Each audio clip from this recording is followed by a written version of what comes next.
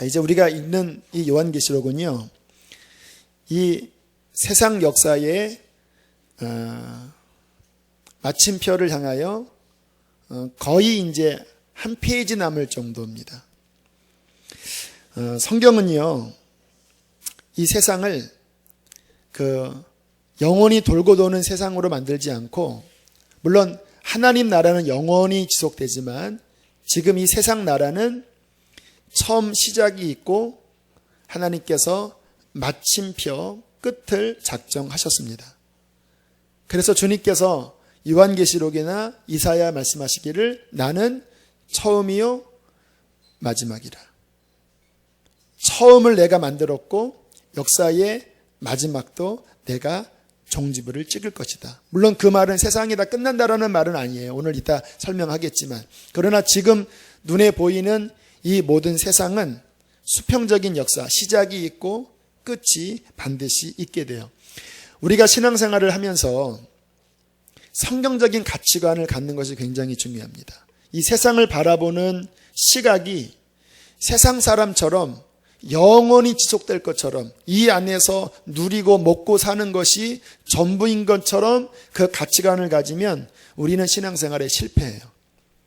오늘 이 성경에서 말씀하시는 끝이 있다라는 것, 그 끝이 어떻게 되는지를 우리가 성경 안에서 명확하게 이해할 때 우리는 어떻게 신앙생활을 할지 비로소 알게 됩니다. 우리 기독교에서 책을 많이 쓰신 작가 김성일 장로님 처녀작인 책에 보면 그런 내용이 들어있습니다. 이 김성일 장로님이 아직은 이제 신앙생활을 제대로 하기 전에 광화문 내거리를 지나가는데 문득 음성이 들렸습니다. 성경도 전혀 모르는 분인데 어떤 음성이 들렸냐면 눈에 보이는 것은 잠깐이요 보이지 않는 것이 영원하다. 이분은 서울대 아마 공학도였을 거예요. 그래서 공학도적인 이 생각으로 그 마음속에 울렸던 눈에 보이는 것은 잠깐이라는 그 말이 이해가 됐습니다. 왜냐하면 광화문의 건물들이 시멘트로 지어졌잖아요. 시멘트는 분명히 시간이 흐르면 부식됩니다. 지금 휘황찬란한 건물이 100년, 200년 지나면 다 낡아질 것이 본인이 알고 있는 상식이에요. 그때 맞아. 눈에 보이는 것은 분명히 녹이 슬고 부식되게 돼 있지. 잠깐이지. 그런데 그 다음 말씀, 눈에 보이지 않는 것이 영원하다. 눈에 보이지 않는 것이 무엇일까요? 영적인 세계, 하나님의 말씀이 영원하다. 이것을 마음속에 깨달아지면서 신앙적으로 이렇게 눈이 더욱더 열리셨다 그래요. 나중에 성경을 읽다가 그 말씀이 고린도후서 4장 18절에 있음을 알았습니다. 우리의 돌아보는 것은 보이지 않는 것이요 보이는 것이 아니니 눈에 보이는 것은 잠깐이요 보이지 않는 것은 영원합니다. 우리 정말 믿는 사람들이 돌아보는 것은 눈에 보이는 이 세계가 아닙니다. 물론 이 세계를 무시하라는 말은 아니에요. 그러나 우리가 정말로 궁극적으로 추구할 것은 언젠간 끝나버릴 이 세상이 아니라 하나님의 영원한 나라, 보이지 않는 영원한 나라를 우리는 돌아보는 것이죠. 우리가 그 인식을 오늘 말씀을 통해서 살펴보기를 원합니다. 성경이 흐르는 그 신구약 전체에 흐르는 중요한 그 메인 테마, 메인 주제가 있어요. 그 중에 하나가 뭐냐면 나라입니다. 나라. 하나님 나라 또는 세상 나라. 이 나라라는 주제가 창세기부터 계시록까지 굉장히 중요한 성경의 테마로 그렇게 흐르고 있습니다. 그래서 예수님께서 주의 가르친 기도에 주의 나라가 임하옵시며 얼마나 중요한지 주의 가르친 기도에도 가르쳐 주고 있죠. 자, 창세기부터 좀 살펴보면요. 하나님께서 처음 그 세상 모든 만물을 만드시고 흙을 빚어 인간을 만들어 그 코에 생기를 불어넣어 생명이 되게 하신 다음에 그 인간에게 복을 주시면서 뭐라고 말씀하시자면 너는 생육하고 번성하고 땅을 뭐하라고요? 그 다음에 정복하라. 또 땅을 뭐하라? 다스리라. 땅을 정복하고 다스리는 것은 어떠한 위치입니까? 왕권의 위치예요. 하나님께서 인간을 이 세상에 피조물로 만드실 때 그냥 평범한 피조물로 만드신 것이 아니라 하나님의 왕권을 위임받아서 주님의 왕권을 받은 대리인으로 이 세상을 다스리고 이 세상을 통치하면서 하나님의 영광을 드러내는 자로 세상을 만드셨고 그 세상의 그 영장으로, 만물의 영장으로 인간을 만드신 거예요. 그래서 하나님이 만물을 지으신 다음에 인간에게 이름을 다 짓게 만들잖아요. 저거는 무엇을 할까? 인간이 호명하는 대로 만물이 다 이름으로 지어져요. 그만큼 인간은 존귀했고 이 세상은 인간을 통해서 하나님의 통치할 수 있는 왕국으로 하나님께서 만드신 거예요. 자, 그런데 우리가 알고 있는 것처럼 문제가 생겼죠. 죄를 범하면서 인간이 부여받은 하나님의 통치를 받아서 세상을 다스리는 이 통치권을 범죄로 말미암아 사탄에게 빼앗겨 버리고 맙니다. 사탄에게 빼앗겨 버린 다음에 무슨 일이 벌어집니까? 인간이 죄로 말미암아 사단의 지배 아래에 들어가면서 합법적으로 이 세상은 사단의 지배 아래 들어가 버리고 만 거예요. 자, 굉장히 지금 중요한 말씀을 드리고 있습니다. 그렇게 이제 하나님의 통치를 부인하고 사단의 지배를 받으면서 사탄은 눈에 보이지 않으니까 표면적으로 이제 인간이 자신이 왕이 되어서 사탄의 지배를 받으면서도 자신이 통치하는 듯한 자신이 왕된 그러한 세상 나라가 죄를 범한 다음부터 세상 역사 가운데 등장하고 이제 흐르기 시작을 해요. 그 인간이 중심된 나라에 최초의 상징이 있습니다. 창세기 11장에 나오는데 인간들을 하나님께서 온 세상에 퍼지라고 말씀하시는데 그들이 퍼지지 않고 시날 땅에 한 광야에 모여서 탑을 세우죠. 그 탑이 무슨 탑이죠? 바벨탑입니다. 인간이 바벨탑을 세우면서 그 바벨탑의 상징이 뭐냐면 사탄이 주인된 나라, 하나님의 통치를 거부하고 인간이 자기 왕국을 세우는 그 상징으로 바벨탑이 나오는 거예요. 자, 그래서 그때 이름이 바벨탑인데 그 역사에 흘러오면서 이 세상 나라 왕국을 상징하는 나라가 바벨론이고요. 오늘 계시록 마지막에 그 세상 나라 상징이 망하는 그 세상 나라의 대표를 바벨론, 큰 성 바벨론이라고 이렇게 이야기를 하잖아요. 이 바벨론에 대한 것들을 좀 우리가 정리를 하면 좋은데, 다시 한번 정리하면 바벨론은 어떤 나라냐? 하나님의 통치를 거부하고 인간이 주인이 되고 사탄이 주인이 되어 자기 성을 쌓는 왕국이 바로 바벨론입니다. 이 바벨론의 특징은 뭐냐면요, 육신의 정욕, 안목의 정욕, 이생의 자랑으로 똘똘 뭉쳐 있어요. 요즘 그 강남 스타일이 인기라고 그래서 또 목회자는 또 그 흐름을 알아야 돼요. 그래서 제가 강남 스타일이 뭔가 해서 한번 가사를 찾아봤어요. 완전 음란 폐역입니다. 코믹하게 그려놨더라고요. 근데 코믹함 속에 담겨있는 것은 뭐냐면, 우리 여기 얼라들이 있어서 좀 그렇지만 다 음란한 내용들이에요. 낮에는 이렇게 멋지게 하고 밤에는 막 힘이 불끈불끈 솟고 막 그러한 남자 강남 스타일 이러는 거예요.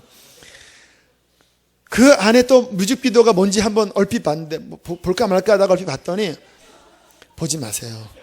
이상하게 또 이런 소리 하면 또 더 봐요. 보지 마세요. 그게 코믹하게 하면서 요즘 하도 이 수위가 그렇게 다 오픈되어 있어서 그 정도는 별거 아닙니다 할지 모르지만 그 안에 있는 하나하나 그 꼬맹이, 거기 나와 있는 개그맨들, 또 모든 흐름들 자체가 지향하는 메시지는 육신의 정욕을 부추기는 거예요. 사단이 그것을 이렇게 지금 전 세계로 퍼뜨리면서 아주 안 좋은 영향을 끼치는데, 우리 그리스도인들이 뭣도 모르고 막 그거 막 따라하면서 이런 거 하면 하나님이 기뻐하지 않으십니다. 할렐루야. 세상이 육신의 정욕, 안목의 정욕, 그 눈에 보이는 이 사람의 눈이라는 것이요, 이게 정말 이게 보면 볼수록 더 탐닉하는 게 이게 눈이에요. 사람의 눈. 이 안목의 정욕, 이생의 자랑, 이러한 것들로 똘똘 뭉쳐서 사치함으로 가득한 것, 이게 바벨론 세상의 특징이고요. 다시 좀 반복되는 이야기지만 하나님 없는 자기 성을 쌓는 거예요. 하나님이 우리에게 재능을 주신 이유는, 따라합시다, 하나님의 영광을 위함이라. 우리에게 주신 아름다운 목소리, 재능, 다 그것을 통해서 하나님께 영광 돌리는 거예요. 이번에 그 유도 선수 김재범인가요? 너무 감동적이더라고요. 막 다 이긴 다음에 그냥 주여 하는데 그 런던이 떠들썩할 정도로 주여 하면서 얼마나 순수한지 막 인터뷰하는데 하나님께 너무 감사하다고. 알고 보니까 막 온몸이 만신창이더라고요. 계단을 걸을 수조차도 없었는데 막 인대가 막 다 늘어나고 막 이 관절이 막 뽑히고 도저히 막 쥘 수도 없었는데 하나님께 기도해서 결국은 금메달을 딴 거잖아요. 근데 결국은 자신의 모든 재능으로 정말 진심으로 하나님께 영광을 돌릴 때 그게 자기 성을 쌓는 게 아니라 하나님께 영광 돌리고 하나님께 영광 돌리면서 우리도 영화롭게 되는 거거든요. 그런데 이 바벨론의 특징은 뭐냐면 하나님을 빠지게 하고 자기 재능으로 자기의 영광을 위하여 자기 상아탑, 자기 왕국을 세우는 거예요. 이게 바벨론의 특징이에요. 믿는다고 하는 사람들이 바벨탑을 쌓아요. 심지어 교회조차도 바벨탑을 쌓아요. 하나님이 원하시는 그 방향으로 나가는 것이 아니라 자신만의 왕국을 세우는 것은 바벨론의 전형적인 특징이에요. 또한 이 바벨론의 특징은요, 인간이 주인인 것 같지만 실제는 그 배후에 사탄이 지배하고 있습니다. 여러분, 몇 번 제가 말씀을 드렸지만 전 세계의 히트를 친 어떠한 음악이나 문화는요, 많은 사람들이 자신의 영혼을 사탄에게 팔고 그리고 사탄에게 어떤 주술적인 어떠한 그 제의를 하고 그 영감으로 음악을 만드는 사람들이 정설이래요. 막 피해 막 제사를 지내면서 또 막 더러운 이상한 영상을 보고 그 난잡함 가운데 사탄의 어떤 영감을 받고 음악을 만들면 그 음악이 뜬다라는 거예요. 무슨 의미입니까? 그 배후에 악한 영이 지배하고 있는 이 바벨론.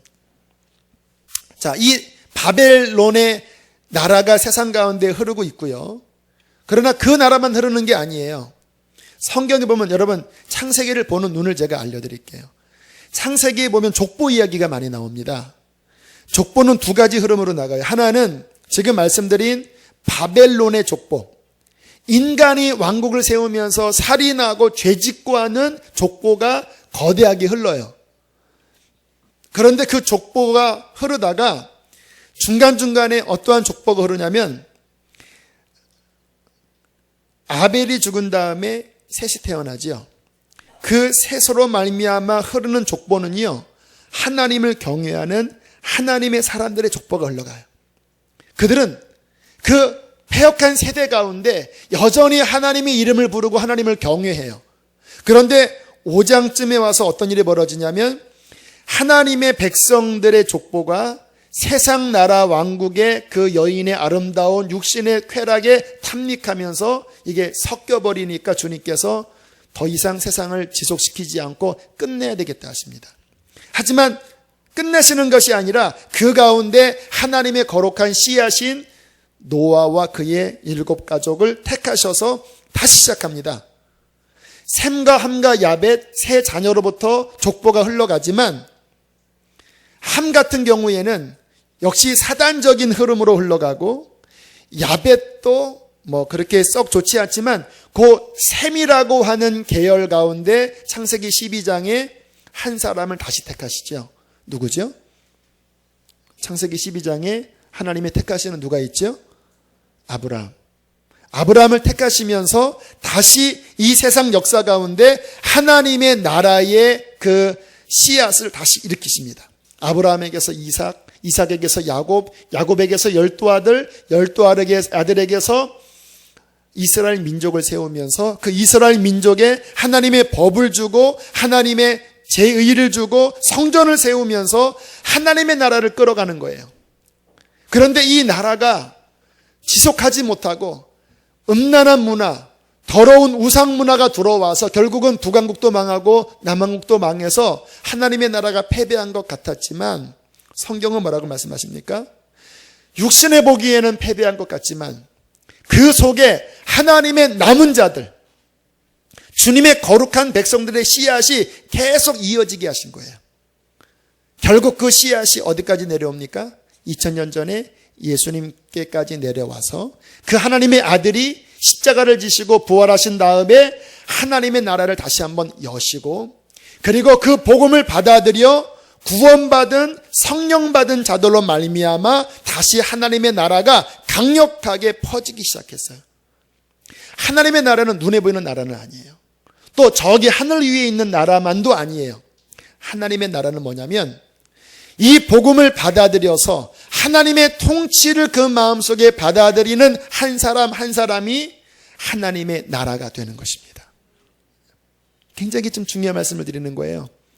이 복음이 땅끝까지 전파되어서 하나님 보시기에 이제 이 땅 가운데 하나님 나라를 세울 그의 왕국이 완성되면 동시에 무슨 일이 벌어지냐면 이 세상 바벨론의 제국 역시 마지막까지 왕성하게 그 제국을 뿌려나가는 거예요. 계속 전쟁이 서로 붙지만 이 끝에 가서 일어날 일을 지금 이제 오늘 성경에서 보여주고 있는 것입니다.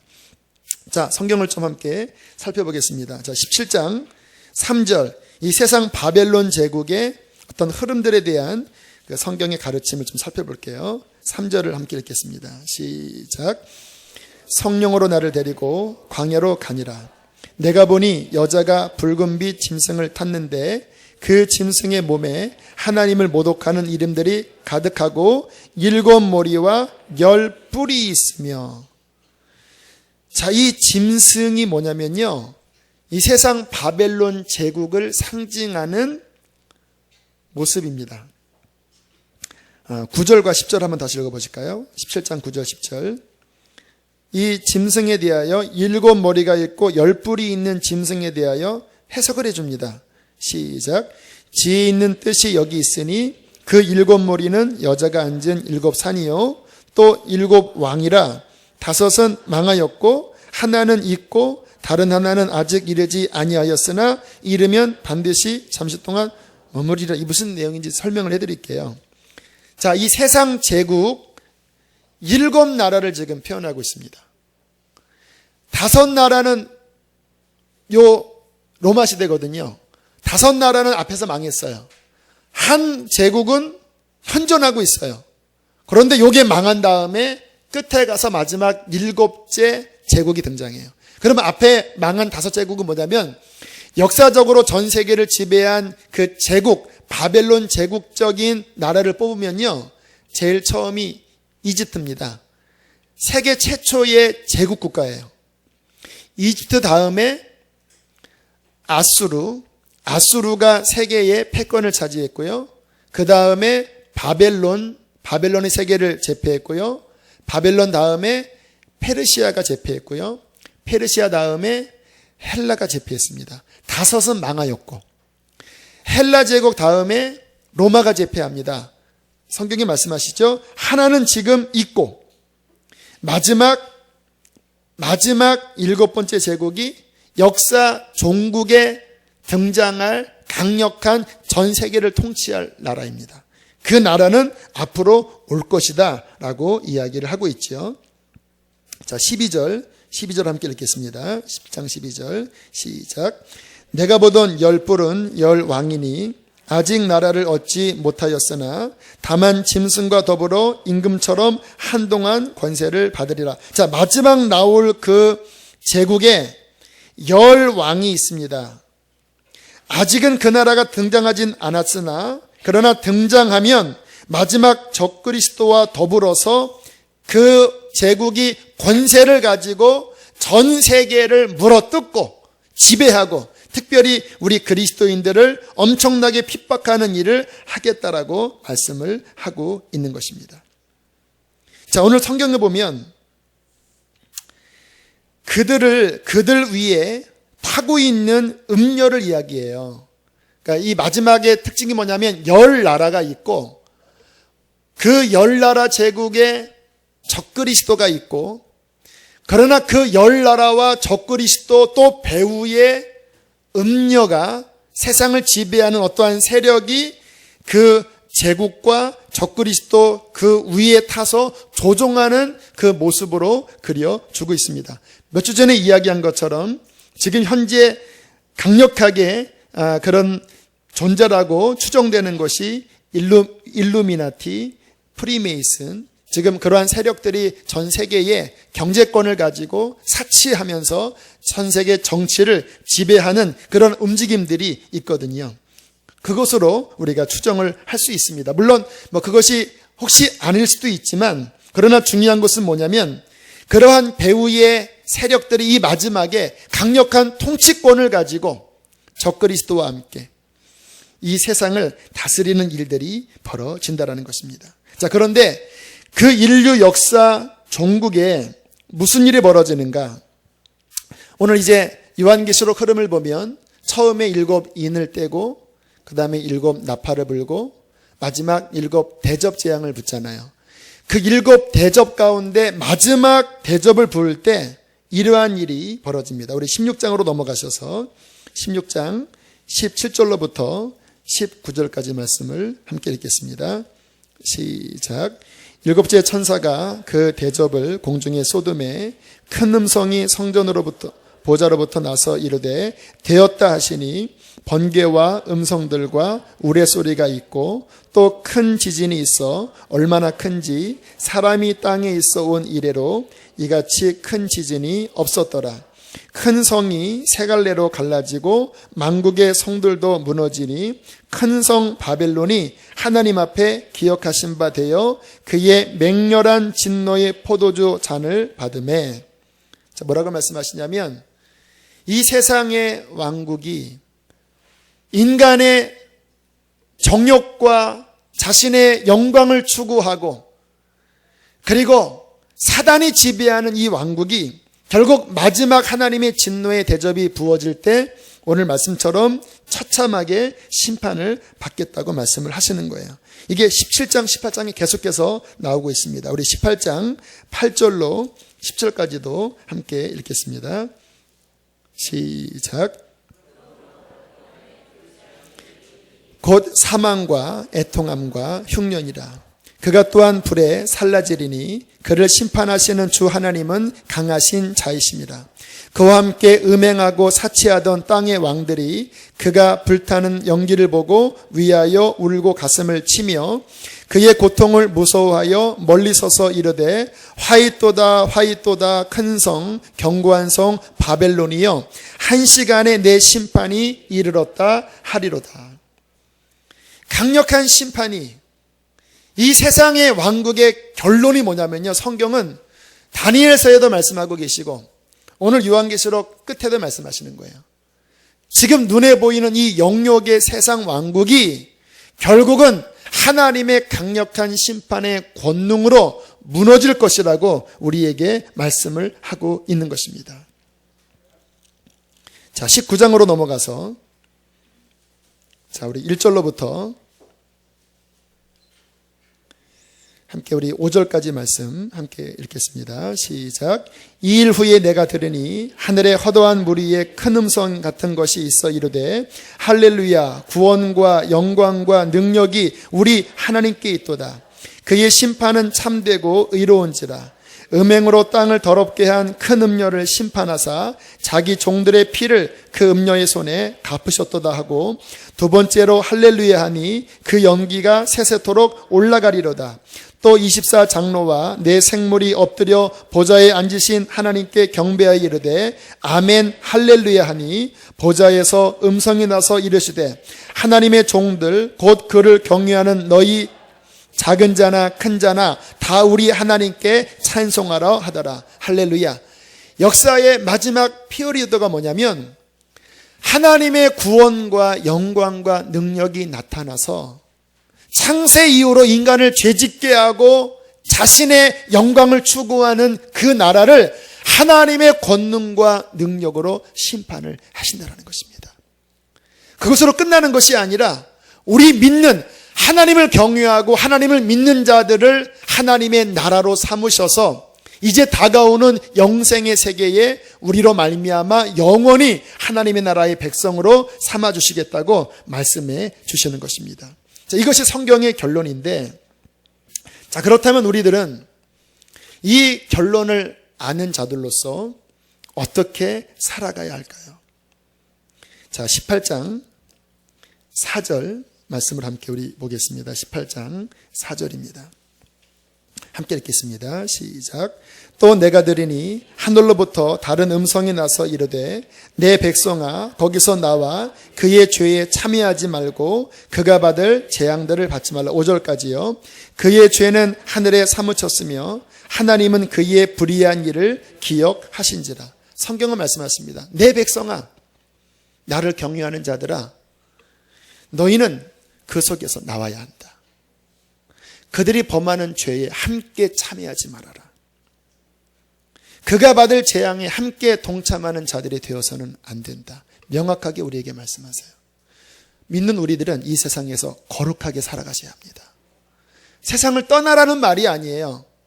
우리는 세상 한복판 가운데 살아가야 돼요. 직장도 다니셔야 되고 꿈도 이루어야 하고 재능들도 발휘하셔야 되지만, 그러나 우리가 주의할 것이 뭐냐면 그 세상 한가운데 살지만 세상에 빠져서는 안 되는 것입니다. 여러분, 배는 바다 가운데 들어가야 되잖아요. 배는 바다 가운데 들어가야 되지만 물이 배 속에 들어가면 배는 가라앉아 버려요. 우리가 세상 한가운데 살도록 지음받았지만 세상의 더러운 것들이 우리 안에 들어오면 우리는 영적으로 망하게 되는 것입니다.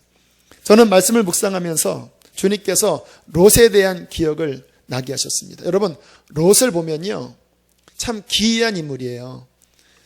그가 롯의 마음속에 하나님을 향한 믿음이 있었습니다. 또 성경에 보면 롯이 경건하고 의로운 사람이라고 말씀하세요. 근데 경건하고 의로운 마음만 있었던 것이 아니라 그 마음속에 세상적인 끌림이 있었던 것 같아요. 그래서 롯이 소돔 땅에 머물러서 그 땅 가운데 지냈거든요. 근데 성경에 보면 뭐라고 말씀하시냐면 날마다 세상의 그 소돔의 음란한 행실을 보면서 마음이 괴로웠다고 말씀하세요. 여러분, 마음이 괴로웠으면 어떻게 해야 됩니까? 나와야 되잖아요. 근데 그 롯의 행동이 뭐냐면 그 소돔 땅의 음란한 행실을 보면서 마음은 괴롭지만 떠나기는 싫은 거예요. 이게 우리 안에 있는 연약함입니다. 우리가 기도하면서 그래, 그렇게 살면 안 되지. 하지만 세상이 여전히 내 마음속에 끌리는 게 있는 거예요. 강남스타일 보면은 재밌어요. 저거 이렇게 음란하냐 하면서도 재밌어요. 그게 롯과 같은 마음이에요. 그래서 천사가 그 심판이 임박해서 끄집어내려고 할 때 롯이 지체합니다. 왜? 자꾸 분명히 나가야 되는데 마음 한편에서는 여기 뿌리가 내려 있는 거예요. 롯만 그런 것이 아니라 롯의 처 같은 경우에는 뒤돌아보지 말라고 했던 그 천사의 음성을 무시하고 끝내는 그 속에서 견딜 수 없는 욕망에 뒤를 돌아보다가 소금 기둥이 되어버리고 마는 것이죠. 여러분, 이 마지막 때 제가 아까 말씀드렸잖아요. 우리 교회는 주님 오실 날을 기다리는 거룩하고 순결한 교회입니다. 그게 말은 거룩하고 쉬워 보이지만 쉽지가 않아요. 우리가 정말 주님 오실 날을 기다리는 성도로서 세상의 더러운 때가 내 영혼을 잠식하지 않고 정말 하나님의 마음을 지켜나가려면 여러분 집에 있는 케이블 TV 끊으셔야 합니다. 제가 가끔 이렇게 우리 친가집에 가거나 그리고 휴가 때 이렇게 있는 걸 이렇게 돌아보면요, 진짜 볼 데가 없어요. 이렇게 넘겨보면요, 정말 아이들과 함께 민망한 내용들이 너무 많아요. 부모들이 없을 때 아이들이 그런 거 보면 어떡해요? 그 안에서 흐르는 모든 내용들이 지금은 더 폭력적이고, 지금 묻지마 살인이 일어나는 원인 중에 여러 가지가 있지만 원인 중에 하나가 사람이 들은 대로 행동하는 거거든요. 제가 부끄러운 간증 고백하면서 하지만, 제가 대학교 1학년 때 그 학교 앞에 있는 오락실에서 오락을 하나 이렇게 한 적이 있습니다. 그 오락이 뭐냐면 이렇게 칼을 들고 이렇게 막 이렇게 찌르는 그런 오락이었어요. 근데 제 친구랑 그거를 했는데, 물론 그 친구도 지금 목사 됐고 저도 목사 됐습니다. 근데 그 오락만 하고 나면요, 그 학교 운동장에서 뭐 하고 노는지 아세요? 20살짜리 신학생들이 이렇게 하면서 놀아요. 이렇게. 지금 그때는 그래도 좀 순진해요. 지금은요, 이 게임의 어떤 그래픽의 이런 수준이나 이 자극적인 게요, 실제입니다. 실제. 진짜 매일 사람 죽이는 훈련을 그들이 컴퓨터 앞에서 하는 거예요. 그러니까 뭐가 이렇게 뒤틀리면 그냥 나도 모르게 이렇게 하는. 지금 범죄한 사람들의 충격이 뭐냐면요, 너무나 평범한 사람들이었다라는 거예요.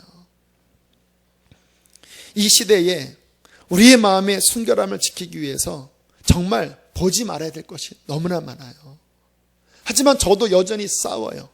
정말 이 세상에 흐르는 여러 가지 재미들이 지키려고 해도 뭐가 있지 이런 관심들이 목사인 저도 이렇게 쏠리면서 제 영혼을 침체시키는데, 제가 얼마 전에 존 파이퍼 목사님의 그 설교를 듣는데 저랑 똑같은 이야기를 하시더라고요. 본인의 집은 어릴 때부터, 그 아이들 어릴 때부터 TV 치웠다라는 거예요. 휴가 때 본인도 이렇게 TV를 보면 너무나 한숨이 나온대요. 교우들이 이런 거를 계속 보면서 어떻게 경건한 예배를 드릴 수 있을까? 그게 나쁜 영화가 아니라 그냥 평범한, 그냥 주말에 황금 시간대에 나오는 그런 드라마조차도 거룩한 눈으로 보기에는 너무나 그들의 영혼을 망가뜨릴 내용들로 가득한 모습을 보면서 한숨이 나온다고. 다시 한번 성경을 보십시오. 4절, 5절. 이게 먼 형이상학적인 이야기를 보시면 안 돼요. 남의 이야기가 아니라 지금 이 세상 한가운데, 바벨론의 한가운데서 일어나는, 특별히 이 마지막 때 더 리얼하게 드러나는 상황입니다. 우리 4절 5절 한 번 더 읽겠습니다. 시작. 또 내가 들으니 하늘로부터 다른 음성이 나서 이르되, 내 백성아 거기서 나와 그의 죄에 참여하지 말고 그가 받을 재앙들을 받지 말라. 그의 죄는 하늘에 사무쳤으며 하나님은 그의 불의한 일을 기억하신지라. 사랑하는 교우 여러분, 그 속에서부터 나오시기를 바랍니다. 그 재앙을 함께 받지 말고 주의 거룩하고 순결한 옷을 입게 되기를 축복합니다.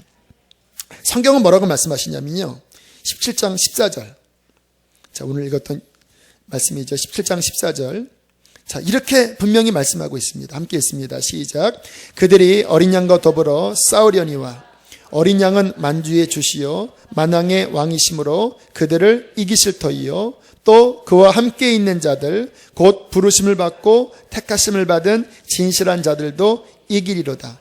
자, 그 바벨론이 누구랑 싸워요? 14절에 어린 양 예수 그리스도와 더불어 전쟁을 벌이잖아요. 하나님의 왕국과 전쟁을 벌이잖아요. 그러나 우리가 믿는 어린 양은 만주의 주요 진정한 통치자이기 때문에 그 바벨론을 어떻게 한다고요? 이기실 터이요. 그뿐만 아니라 우리, 그와 함께 있는 우리, 저와 여러분은 주님과 함께 있는 자들임을 믿으십니까? 부르심을 받고 택하심을 받은 진실한 믿는 자들도 이기게 될 것입니다. 믿음은 뭐냐면요, 예수 믿는 것은 뭐냐면 이 바벨론적인 세상과 싸워 이기는 거예요. 예수 믿는 것은 더 이상 자기 영광, 자기 정욕 추구하는 것이 아닙니다. 그것은 십자가에서 끝났고 우리는 바벨론 왕국적인 시스템으로 살아가는 자가 아니라 먹든지 마시든지 살든지 죽든지 하나님의 영광을 위하여 거룩함을 추구하면서 그 바벨론의 세력과 싸워 이기면서 승리하는 믿음의 용사가 바로 저와 여러분들 것입니다. 진정한 믿는 자가 되기를 축복합니다. 두 번째, 자, 우리는 이 땅 가운데 어떻게 살아가야 될까요? 먼저 그의 나라와 의를 구하라고 말씀하십니다. 세상은 세상 왕국 세우고 있어요. 우리도 하나님이 주신 재능을 가지고 세상에서 살아야 돼요. 직장 다니셔야 되고 좋은 여러분들 공부해서 자격증 따셔야 되고 이 세상 한가운데 마치 다니엘처럼 요셉처럼 좋은 요직에 들어가셔야 돼요. 그러나 기억하셔야 될 것은 뭐냐면 우리의 궁극적인 목표는 바벨론이 아닙니다. 우리에게 주신 그 재능과 지혜를 가지고 이 땅에서 직장을 가지고 경제권을 가지고 따라합시다. 하나님의 나라와 하나님의 영광을 드러내는 자로 사는 것이다. 할렐루야. 그렇게 하나님의 영광, 그의 나라의 의를 구하며 살아갈 때에 하나님께서는 우리의 인생에 그의 영광을 드높아 주실 것을 믿습니다. 마지막 세 번째는 이 땅을 살아가면서 우리가 추구해야 될 것은 예수님을 사랑하고 그의 말씀에 순종하며 살아가는 것입니다. 오늘 아침에 눈을 떴을 때 제 영혼 속에서 하나님이 그런 음성을, 그런 마음을 부어 주시더라고요.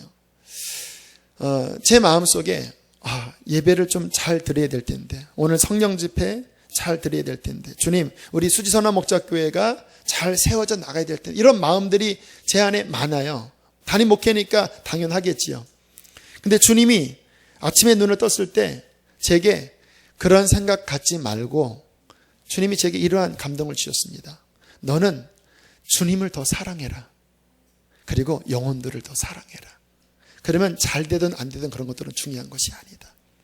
네가 추구할 것은, 하나님께서 원하시는 것은, 이 마지막 때 교회에 원하시는 것은, 하나님께서 마지막 때 성도들에게 원하시는 것은 뭔가를 잘 해내는 것이 아니라 정말 하나님을 더욱더 사랑하고 하나님이 보내주신 영혼들을 사랑하면서 지낼 때에 주님께서는 우리가 주님 오실 날을 잘 대비하는, 예비하는 거룩한 자녀들로 우리를 세워주실 것입니다.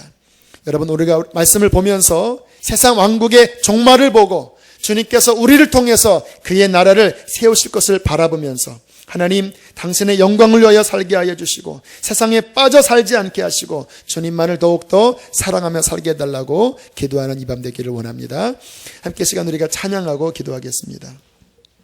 우리 살아계신 주, 우리의 남은 인생을 주님 앞에 의탁하시고 주님 다시 오시는 그날에 거룩한 신부로 설 수 있도록 함께 기도하기를 원합니다. 주 하나님, 독생자 예수 날 위하여 오시었네. 내 모든 죄